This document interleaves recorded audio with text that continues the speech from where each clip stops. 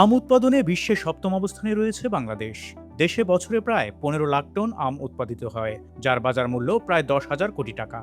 জাতীয় চাহিদার ৪৯% আম সরবরাহ করে রাজশাহী, নওগাঁ, নাটোর ও চাঁপাইনবাবগঞ্জ, এবং এ অঞ্চল থেকেই রপ্তানিযোগ্য আমের ৭০% চাহিদা পূরণ হয়। কিন্তু গত কয়েক বছর ধরে আমবাগানে থ্রিপস পোকার আক্রমণ সীমান্তবর্তী জেলাগুলোর চাষিদের কপালে দুঃখের কারণ হয়ে দাঁড়িয়েছে।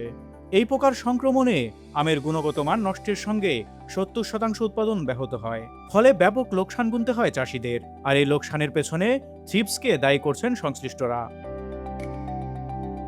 থ্রিপস হলো খুব ছোট আকৃতির এক ধরনের কীট, যা প্রধানত আম গাছের ক্ষতি করে। এদেরকে আমের উকুনও বলা হয়। এরা সাধারণত গাছের কোষ ছিদ্র করে রস শোষণ করে, যা ফলোৎপাদন ব্যাহত করে। চাষিরা বলছেন, আমের মুকুল আসার পর থেকে গাছে থ্রিপস পোকার আক্রমণ বাড়ে। নিয়মমাফিক ওষুধ দেওয়া হলেও ফের আক্রমণ লক্ষ্য করা যায়। এ জাতীয় পোকা পুরোপুরি নির্মূল করা গেলে আমের উৎপাদন দ্বিগুণ হবে বলে মনে করেন তারা। চাঁপাইনবাবগঞ্জের শিবগঞ্জ উপজেলার আম চাষী মোহাম্মদ হাসমত মামুন জাতীয় অর্থনীতিকে বলেন, আম চাষ এবং উৎপাদনে সবচেয়ে বড় বাধা হলো থ্রিপস পোকা।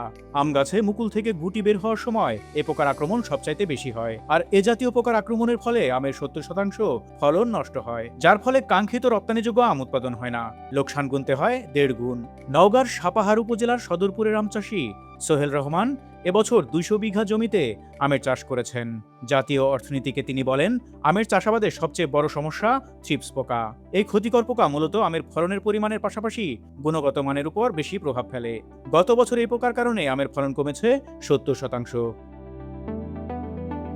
২০২৩ সালে বাংলাদেশে আমের পোকামাকড় ঝুঁকি বিশ্লেষণ শীর্ষক গবেষণায় দেখা গেছে, দেশে মোট ৫৯ ধরনের আমের পোকামাকড় রয়েছে। এর মধ্যে ৩৫টি আর্থ্রোপড জাতীয় পোকা, ১৯টি রোগ সৃষ্টিকারী জীবাণু এবং ৫টি আগাছা অন্তর্ভুক্ত। কীটপতঙ্গের ৩৪টি তালিকার মধ্যে রয়েছে থ্রিপস। গত বছর সীমান্তবর্তী জেলাগুলোর বিভিন্ন অঞ্চলগুলোতে উচ্চমাত্রায় থ্রিপসের আক্রমণ দেখা গেছে। এ বিষয়ে জানতে চাইলে চাঁপাইনবাবগঞ্জ আঞ্চলিক উদ্যান তত্ত্ব গবেষণা কেন্দ্রের প্রধান বৈজ্ঞানিক কর্মকর্তা ডক্টর মোহাম্মদ শরফুদ্দিন জাতীয় অর্থনীতিকে বলেন, সাধারণত ফুল যখন অর্ধেকের মতো ফুটে যায় তখনই থ্রিপস বা শোষক পোকার আক্রমণ শুরু হয়। চাষিদের উচিত গুটি নিশ্চিত হওয়ার পরপরই নির্দিষ্ট শ্রেণীর বালাইনাশক প্রয়োগ করা, অন্যথায় পোকার সংখ্যা ও ক্ষতির পরিমাণ ক্রমাগত বাড়তে পারে। এছাড়া আম চাষে পোকামাকড়ের সমস্যাগুলো নিয়ে ব্যাপক প্রচারের প্রয়োজন রয়েছে বলে মনে করেন তিনি। এসব বিষয়ে জানতে রাজশাহী বিভাগীয় কৃষি সম্প্রসারণ অধিদপ্তরের উপপরিচালক সাবিনা বেগমের মুঠোফোনে একাধিকবার ফোন করা হলেও কোনো উত্তর পাওয়া যায়নি। আম রপ্তানি বিশ্লেষণের তথ্য বলছে, উৎপাদন বাড়লেও তুলনামূলক রপ্তানি কম হয়েছে। গত ৯ বছরে সবচেয়ে কম আম রপ্তানি হয়েছে ২০১৮ সালে ২৩১ টন।